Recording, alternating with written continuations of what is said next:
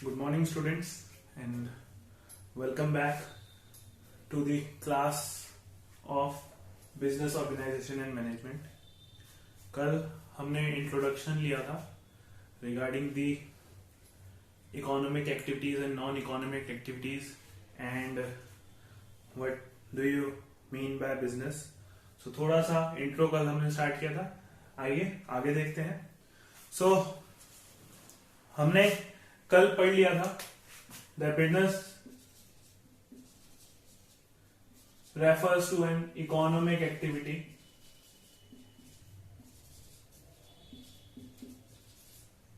that is performed to earn profit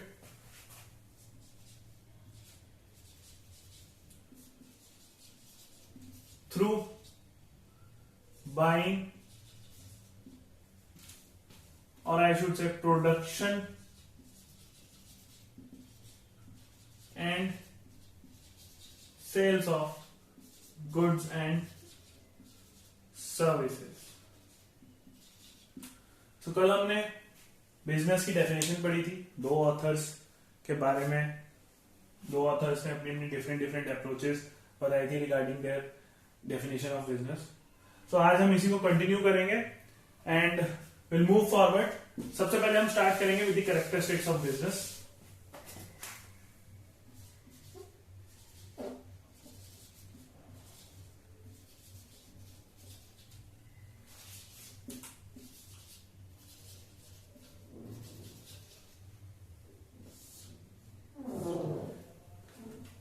सबसे पहले characteristics जो है वो है it is an economic activity.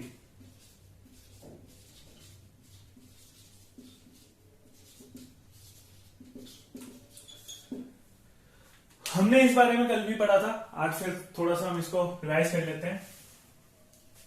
हमने देखा था इकोनॉमिक एक्टिविटी वो एक्टिविटीज होती हैं जो एक्टिविटीज हम किस मोटिव से करते हैं, to earn profit. So business जो है बेसिकली करा इसीलिए जाता है जिससे कि हम प्रॉफिट को अर्न कर सके.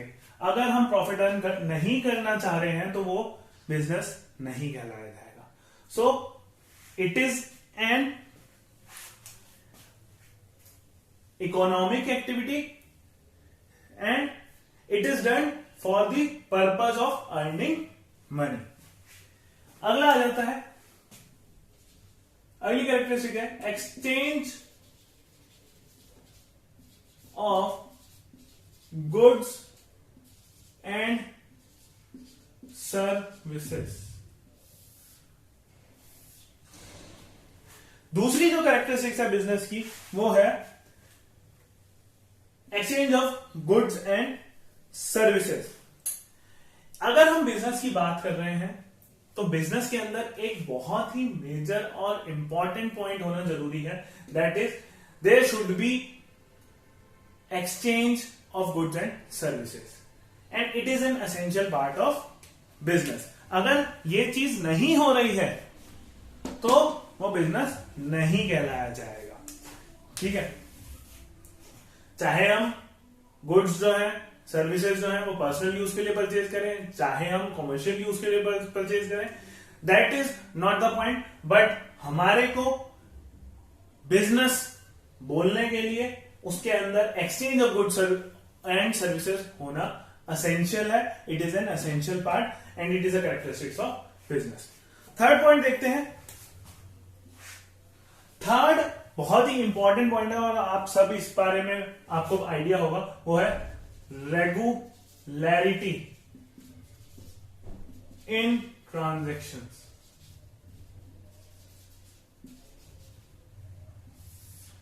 रेगुलैरिटी इन ट्रांजैक्शंस या हम कह सकते हैं रेगुलैरिटी इन डीलिंग्स. बेसिकली अगर हम बात करते हैं कि आज फॉर एग्जाम्पल एल से मेरे पास एक मोबाइल फोन था और आज मैंने उस मोबाइल फोन को किसी और को सेल कर दिया. सो क्या मैं कह सकता हूं दिस इज बिजनेस? नहीं, because there is no regular dealings. मैं रेगुलरली फोन बेचता खरीदता नहीं रहता.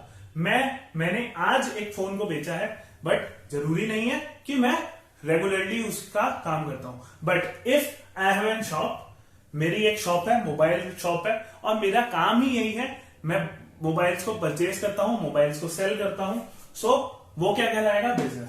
सो बिजनेस होने के लिए there should be regularity in transactions and dealings. एक रेगुलर ट्रांजेक्शन होना, रेगुलर डीलिंग्स होना सेम चीज की, वो जरूरी है बिजनेस के अंदर.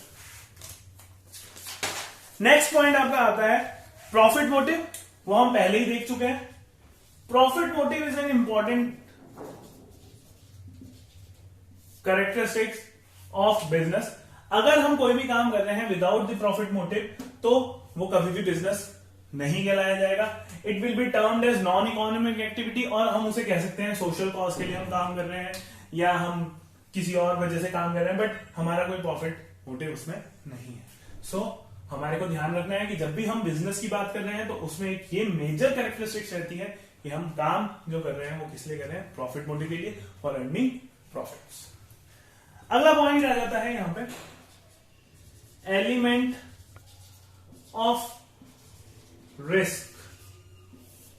बिजनेस जो है वो एक बहुत ही ज्यादा कंडीशनल हमारी चीज है, बिकॉज यहां पे जो है रिस्क फैक्टर बहुत रहता है.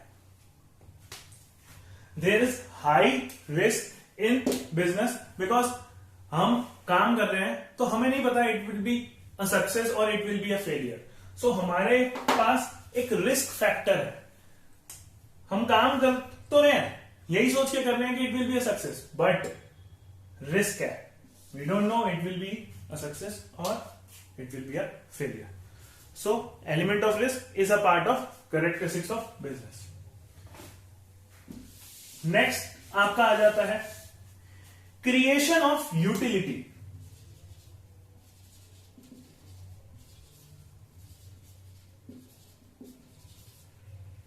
Creation of utility.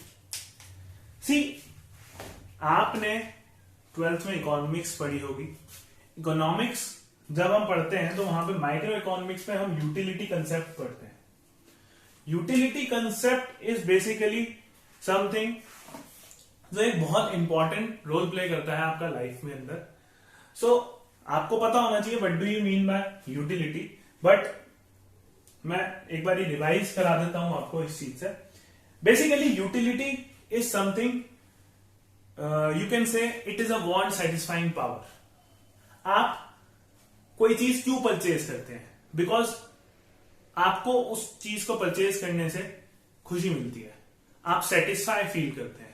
If I am buying an apple, so I will be satisfied to buy it and eat it. So यही चीज है utility. Utility is very important for everything. So जब हम business कर रहे हैं, अगर बिजनेस करते हुए हम किसी यूटिलिटी को क्रिएट नहीं कर रहे, we are not creating any utility, तो हमारा बिजनेस कभी भी सक्सेस नहीं होगा. सो बिजनेस करते हुए we should create a kind of utility, कि हम जो चीज बेच रहे हैं उसका कोई मोटिव होना चाहिए कि वो जो बायर है उसे परचेज करे तो वो उसको सेटिस्फाई कर सके. So that is known as creation of utility. तो business has a characteristic that it should create utility. अगला आ जाता है सबसे मेजर इंपॉर्टेंट पार्ट जो आप सब बहुत अच्छे से जानते होंगे, कंज्यूमर सेटिस्फैक्शन. आज की टाइम की अगर हम बात करें तो this is a very important aspect of business. और आई शुड से कि अगर हमारे को कुछ भी प्रोडक्ट सेल आउट करना है तो this is the best thing if we can cater. हम अगर कंज्यूमर सेटिस्फैक्शन प्रोवाइड करा पा रहे हैं तो that is the best thing. अगर कंज्यूमर सेटिस्फाइड नहीं है फ्रॉम आवर सर्विसेज और फ्रॉम आवर प्रोडक्ट्स, तो हमारा बिजनेस कभी भी नहीं चल पाएगा. So this is a major characteristics and major important point in the business. So these are the characteristics of business. आप होप आप सबको समझ में आ गई होगी. अब हम आगे बढ़ेंगे कि बिजनेस को किस किस चीजों में डिवाइड किया जाता है, क्या उसका स्पेक्ट्रम है, क्या उसके टाइप्स हैं। ठीक है, तो आगे देखते हैं।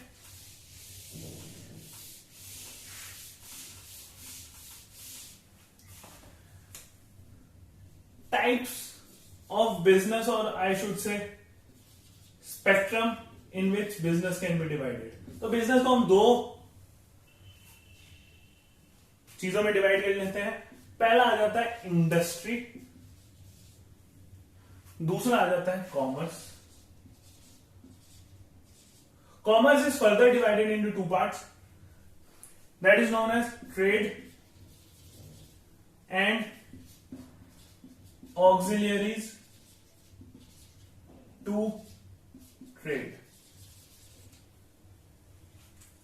So हमारे पास अब बिजनेस के भी पार्ट्स हो गए।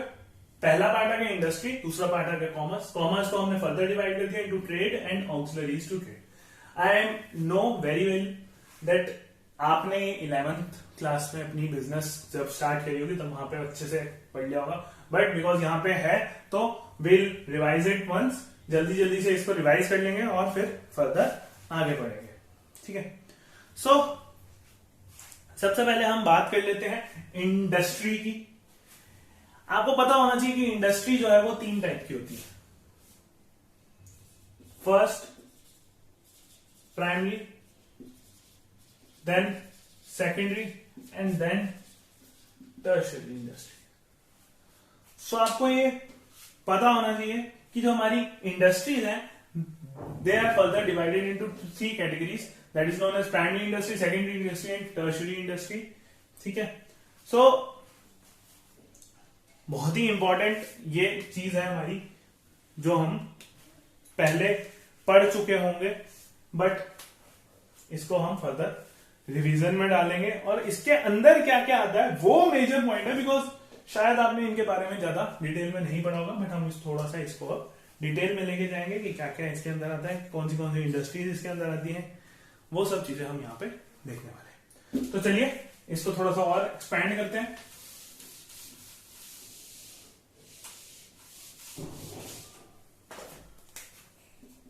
इंडस्ट्री 3 टाइप्स की होगी। पहली होगी प्राइमरी, दूसरी होगी सेकेंडरी एंड थर्ड हमारी आ गई टर्शियरी। अब हम इन तीनों इंडस्ट्रीज को भी फर्दर डाइवर्सिफाई कर लेते हैं कि इनके अंदर क्या क्या आता है। प्राइमरी के अंदर आपका आ जाता है genetic and extractive industries, genetic and extractive industries. Then हम अगर बात करें सेकेंडरी इंडस्ट्रीज की तो यहां पे आ जाते हैं 2 चीज, मैन्युफैक्चरिंग एंड कंस्ट्रक्टिव। और अगर हम बात करें टर्शरी इंडस्ट्री को हम सर्विस इंडस्ट्री भी कह सकते हैं और सर्विस सेक्टर भी कहते हैं।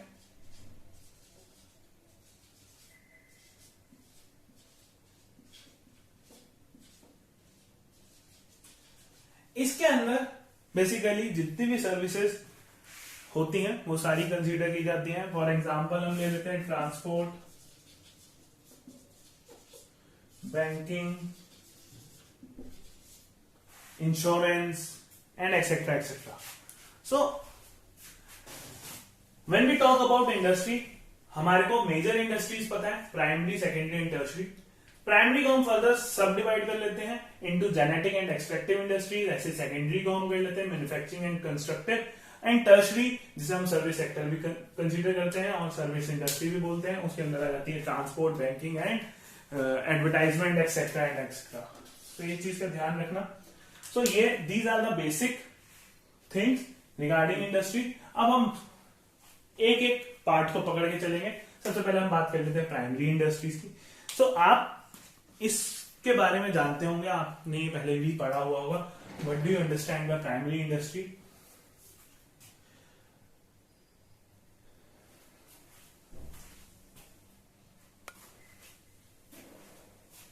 What do you understand by primary industry? Primary industry जो है बेसिकली कौन सी इंडस्ट्री होती है?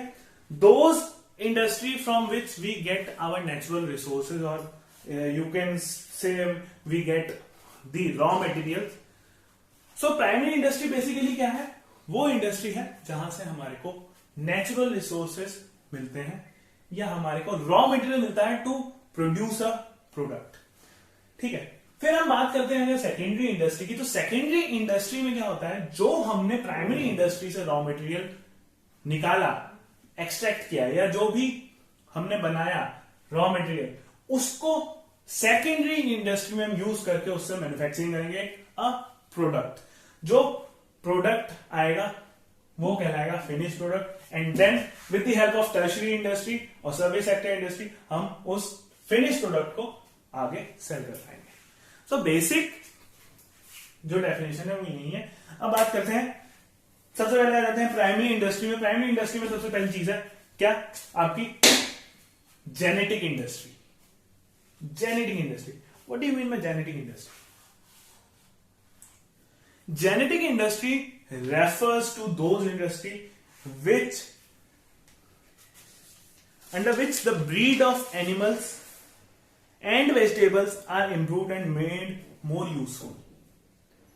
बेसिकली हम अगर इस चीज को समझें तो जेनेटिक इंडस्ट्री वो इंडस्ट्री है जहां पे हम एनिमल्स की ब्रीडिंग और वेजिटेबल्स जो हैं उनको इंप्रूव करते हैं and make them very useful to our consumption. So basically genetic industry की जब हम बात कर रहे हैं तो ये एक आ गई related to animal husbandry, poultry and tree planting and all those kind of things related to the agriculture. So genetic हमारी हो गई regarding animal husbandry, poultry farming, agriculture, etc.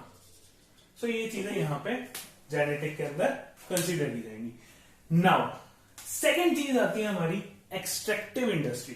Extractive से आप समझ पा रहे होंगे, आई थिंक सो, कि किसी चीज को एक्सट्रैक्ट करना, को निकालना. सो जब हम एक्सट्रैक्शन की बात करते हैं तो extractive industry basically deals with extraction of minerals from the earth और extraction of coal, extraction of gases, extraction of petrol and all those things which we extract from the earth to make new products. So basically extraction जो है, आप किसी भी चीज को निकाल करके, रॉ मटेरियल को निकाल करके using that for the other product is known as extractive industry. And इसके अंदर आपका सारा आ जाएगा, कोल आ जाएगा, गैस आ जाएगी, पेट्रोल आ जाएगा एंड माइंस के अंदर डायमंड्स आ जाएंगे. And these all kind of things which we extract from the earth. So ये आपकी हो गई क्या? Primary industry. अब बात आती है सेकेंडरी इंडस्ट्री की. यहां पे हमारे पास दो सेक्टर हैं. ठीक है. पहला है क्या? मैन्युफैक्चरिंग. दूसरा है हमारा कंस्ट्रक्टिव. सो मैन्युफैक्चरिंग इंडस्ट्री, जैसे मैंने अभी आपको बताया, is known as products, the raw materials we get from the primary industry is get manufactured in manufacturing industry. हम जो भी रॉ मटेरियल निकालते हैं एक्सट्रैक्टिव इंडस्ट्री से या प्राइमरी इंडस्ट्री से, जो भी हम रॉ मटेरियल लेके आ रहे हैं, वो हम क्या करेंगे? सेकेंडरी इंडस्ट्री में मैन्युफैक्चरिंग के अंदर आकर के हम उसको क्या करेंगे? मैन्युफैक्चर करेंगे. The finish product will be manufactured here. So इस चीज का हम यहां पे काम करेंगे. मैन्युफैक्चरिंग जो है, इसके अंदर 4 टाइप्स की इंडस्ट्री आ जाती है. पहली आ जाती है एनालिटिकल, दूसरी आ जाती है आपकी प्रोसेसिंग, एंड तीसरी आ जाती है आपकी सिंथेटिक,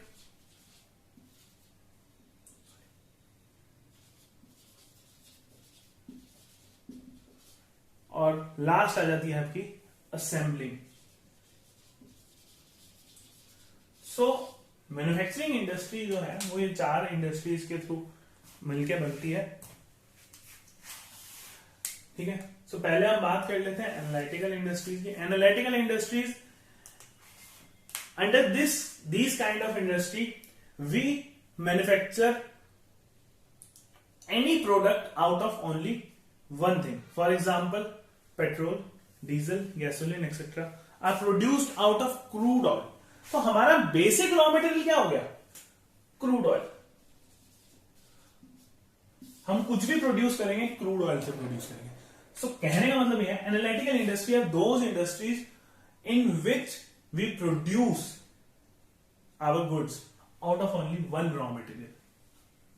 हम एक ही रॉ मटेरियल के थ्रू क्या करते हैं? बहुत सारे डिफरेंट प्रोडक्ट्स प्रिपेयर करते हैं। तो that kind of industry is known as analytical industry.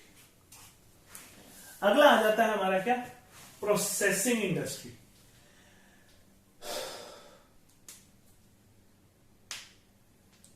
Basically processing industry, processing word से ही आप समझ पा रहे होंगे कि हम जो यहां पे गुड्स प्रोड्यूस करेंगे that will be passed through different kinds of process, and वो हमारे लिए इंपॉर्टेंट फैक्टर बनेंगे और यहां पे कंसीडर करे जाएंगे। So processing industry is that industry in which we process our raw material through different processes and then we reach to our finished product. So यहां पे मैं बहुत अच्छा एग्जांपल आप दे सकता हूं, वो है शुगर का। शुगर के लिए हम रॉ मटेरियल लेते हैं sugar cane and it passes through different kinds of processes and after that we get a finished product known as sugar. So sugar को बनाने के लिए हम गन्ने को बहुत डिफरेंट प्रोसेस से पास आउट करते हैं एंड आफ्टर दैट हमारे को क्या मिलता है? फिनिश प्रोडक्ट एक मिलता है जिसे हम कहते हैं चीनी या sugar. So processing industry is known as this. फिर अगला आ जाता है synthetic industry. Under this industry basically होता क्या है? ये सिंथेटिक, आपने सुना हो सिंथेटिक क्या होता है? दैट इज नॉट नेचुरल, ठीक है। तो जो सिंथेटिक इंडस्ट्री है नाम से ही हम ये इसको गैस कर सकते हैं, और सिंथेटिक इंडस्ट्री जो बेसिकली है वो यही बोलती है कि हम जो प्रोडक्ट्स हैं, जो रॉ मटेरियल है हमारे पास, different type of raw materials को मिक्स करेंगे and will make a product. So that will be done into synthetic industry. For example we can say cement या coal. So this is known as synthetic industry, ठीक है। Last आ जाता है assembling industry. अब assembling industry, assembling आप word से ही समझ पा रहे होंगे। असेंबलिंग का मतलब क्या होता है? असेंबल करना, जोड़ना किसी चीज को। तो यहां पे क्या होता है? यहां पे हम different types of products different industries से उठाते हैं and we assemble it into a manufactured good or finished product. हम बहुत सारे डिफरेंट टाइप ऑफ प्रोडक्ट्स लेते हैं एक साथ और उन्हें असेंबल करके एक फिनिश्ड प्रोडक्ट्स में बना देते हैं। तो that is known as assembling industry. तो ये 4 टाइप ऑफ इंडस्ट्रीज हैं जो मैन्युफैक्चरिंग में कंसीडर की जाती हैं एंड यही बहुत इंपॉर्टेंट है। चलिए अगला देखते हैं। अगली इंडस्ट्री जो हमारी सेकेंडरी में आती है वो आती है कंस्ट्रक्टिव इंडस्ट्री। कंस्ट्रक्टिव इंडस्ट्रीज में क्या होता है?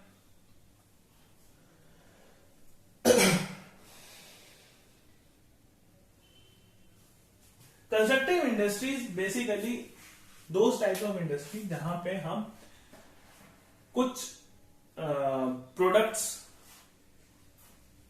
जो दूसरी किसी आपकी इंडस्ट्री ने प्रिपेयर करे उसके थ्रू जा करके हम कुछ कंस्ट्रक्शन वर्क करते हैं। That is known as constructive industry. So आप देख सकते हैं जितनी भी इंडस्ट्रीज हैं जो आपकी कंसीडर की जाती हैं फॉर कंस्ट्रक्शन पर्पसेस, वो सारी इसी के अंदर आती है। ठीक है, जैसे for example if I have an industry and I use cement, iron and these kind of things and make a building to construct a building. So मेरी इंडस्ट्री क्या कहलाएगी? कंस्ट्रक्टिव इंडस्ट्री कहलाएगी। So these were the secondary industries. तो अब आ जाते हैं last जो हमारा टर्शरी इंडस्ट्री में। टर्शरी इंडस्ट्री जिसे हम सर्विस सेक्टर भी कहते हैं और सर्विस इंडस्ट्री भी कहते हैं। Basically tertiary industry is that industry जो कि हमारे को सर्विसेज प्रोवाइड करती हैं, जो सर्विस सेक्टर है। ठीक है, तो यहां पे जो भी सर्विसेज आती हैं, जितनी भी सर्विसेज है वो सारी यहां पे आ जाएगी। For example transport, banking, insurance, advertising और बहुत सारी चीजें, जितनी भी सर्विसेज आप सोच सकते हो वो सारी सर्विसेज के अंदर है। Telecommunication, so all kind of services will be included in tertiary sector. तो हमने इंडस्ट्री की जब बात करें, हमने तीनों टाइप की इंडस्ट्री पढ़ी, प्राइमरी, सेकेंडरी एंड टर्शरी।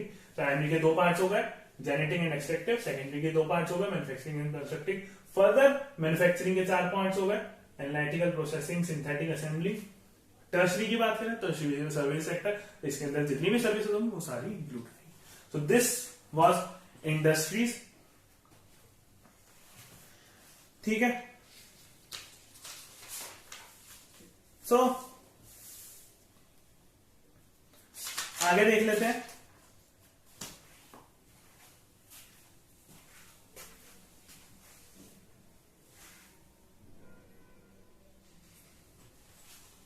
आगे देख लेते हैं। आगे हमारे पास है क्या? कॉमर्स। कॉमर्स के हमने 2 पार्ट करे थे, trade and auxiliaries to trade. So I think so आपको पता होना चाहिए what is meant by trade and what is meant by auxiliaries to trade, but ठीक है, हम उस चीज को भी एक बार फिर से रिवाइज कर लेंगे। Commerce it has 2 parts, trade and auxiliaries to trade.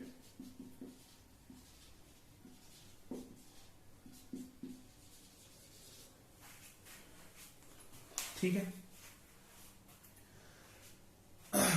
सो अगर हम बात करें कॉमर्स की, तो what do you mean bye commerce? आप कॉमर्स से क्या समझते हैं?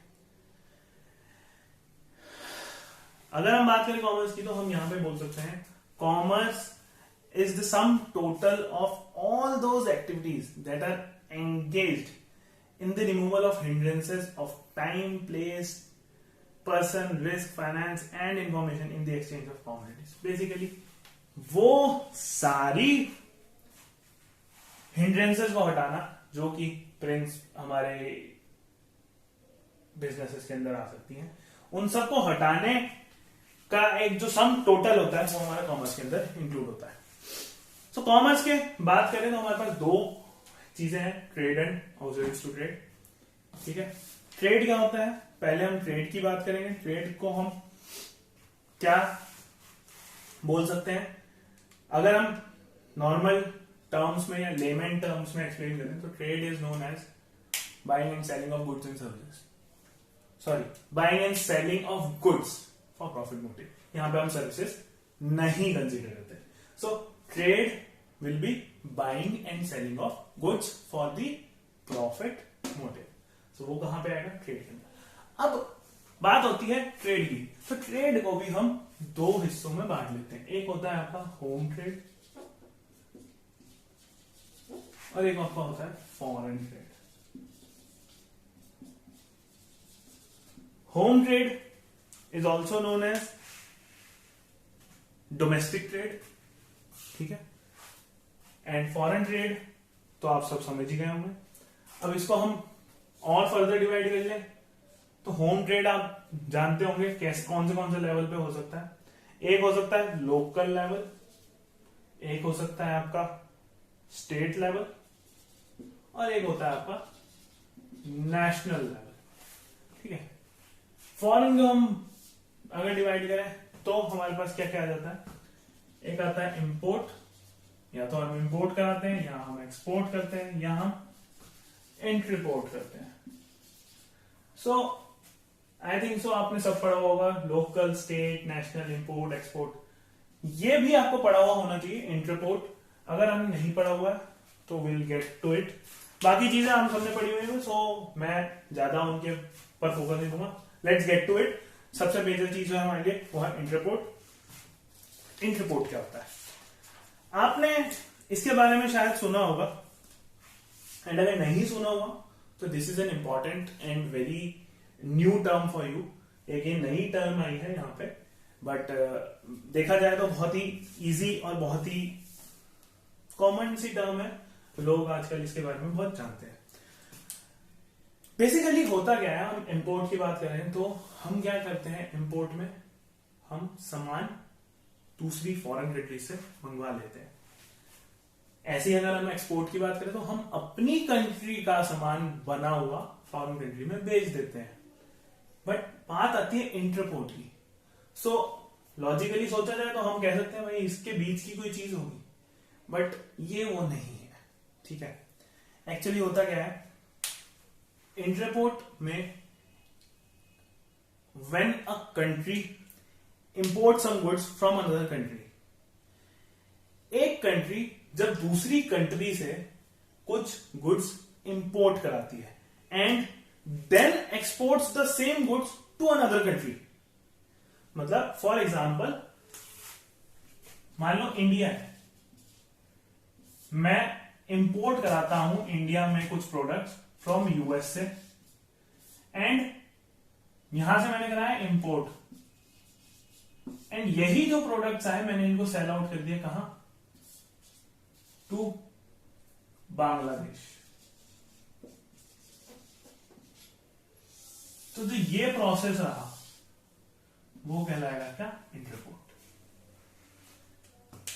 क्या हुआ, when a country import some products, एक कंट्री ने किसी दूसरी कंट्री से, इंडिया ने यूएसए से जब जाकर इंपोर्ट करा कुछ गुड्स, एंड वही इंपोर्टेड गुड्स मैं जो यूएसए से मैंने लिए थे वो डायरेक्टली मैंने सेल कर दिए किसको, बांग्लादेश को। सो वो क्या कहलाएगा, इंटरपोर्ट। और ऐसा होता क्यों है, बेसिकली ऐसा इसलिए होता है because there might be some restrictions. Bangladesh directly USA से प्रोडक्ट्स नहीं इंपोर्ट करा सकता, तो डायरेक्टली इंपोर्ट ना कराए जाने की वजह से वो एक दूसरा स्टेट अपनाते हैं जिसे कहते हैं इंटरपोर्ट। जैसे कि अगर मैं आपको बहुत अच्छा एग्जांपल दूं आजकल, सो आप देख रहे होंगे कोविड-19 का जो टाइम था, उस टाइम पे इंडिया और चाइना की बहुत सारी जो कॉन्सिक्वेंसेस थे वो सामने आए।